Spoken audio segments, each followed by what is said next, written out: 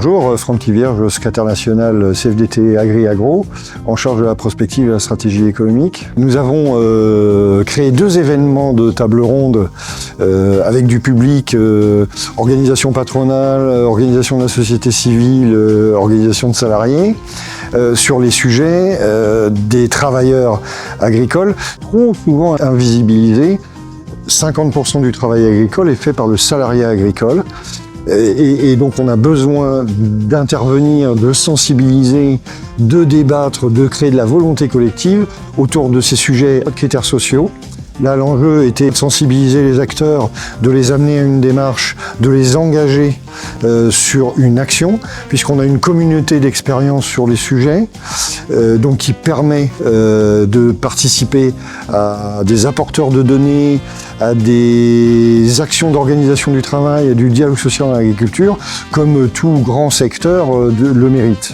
Je m'appelle Caroline Véran, je suis fondatrice de Croissance Bleue, une agence RSE qui accompagne les organisations, les filières et les territoires sur tous les enjeux de transformation durable.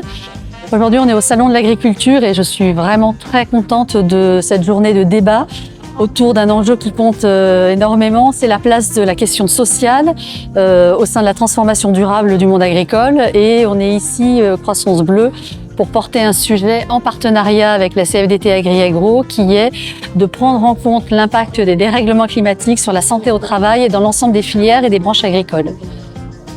Beaucoup d'échanges avec des acteurs engagés, la restitution de l'étude qu'on a menée CLICEV dans la filière viticole qui donne un certain nombre d'enseignements terrain sur les impacts du dérèglement climatique sur la santé au travail. On parle beaucoup des dérèglements climatiques et les entreprises concentrent beaucoup de leurs efforts sur les enjeux de décarbonation, mais il y avait jusqu'à présent un impensé qui est les conséquences des dérèglements climatiques sur la santé au travail. Et on est ravis de voir que ce sujet qui concerne absolument tous les acteurs au niveau de la filière agricole est consensuel et permet un dialogue élargi qui nous permettra de mener un certain nombre d'actions rapides pour mieux prévenir ce risque dans le cadre du travail. Nous avons lancé officiellement le baromètre santé climatique au travail en agriculture sur l'ensemble des branches agricoles, des filières et des entreprises, pour mettre une base de données au service à la fois du dialogue social et de la prévention, car aujourd'hui, le dérèglement climatique a des impacts considérables sur la santé au travail des travailleurs agricoles, autant exploitants agricoles que salariés au service des exploitations. La sortie du baromètre CLICEV Agri pour pouvoir avoir une photographie nationale sur l'impact des dérèglements climatiques sur la santé au travail, comment mettre en place des solutions de prévention et d'adaptation du travail face à ce nouveau défi auquel nous sommes tous confrontés et en particulier le secteur agricole.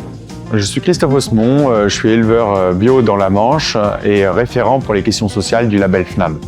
Je suis intervenu pour présenter un petit peu les critères sociaux de notre label. Nous, on est un label de bio plus. En fait, on a rajouté à la bio des critères sur la biodiversité et sur le social. Et moi, j'ai participé avec d'autres agriculteurs à créer ces critères. Donc des critères sociaux pour le bien-être au travail des producteurs comme des salariés. Un des critères principaux central, c'est la formation au calcul du prix de revient, parce qu'on voit que énormément de producteurs ne calculent pas leur prix de revient pour pouvoir vendre leurs produits.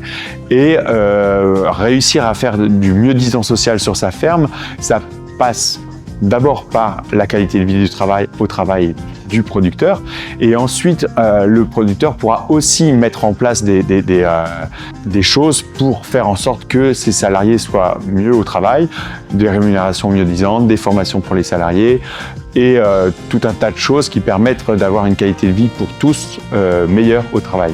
Le label, on l'a construit en collaboration avec la CFDT Agri-Agro parce qu'il y avait la démarche du social dans le monde assiette qui existait déjà à la CFDT Agri-Agro et nous on a pu échanger avec vous pour réussir à comprendre un petit peu quels étaient comment vous aviez construit de social de mon assiette, et en fait ça nous a inspiré.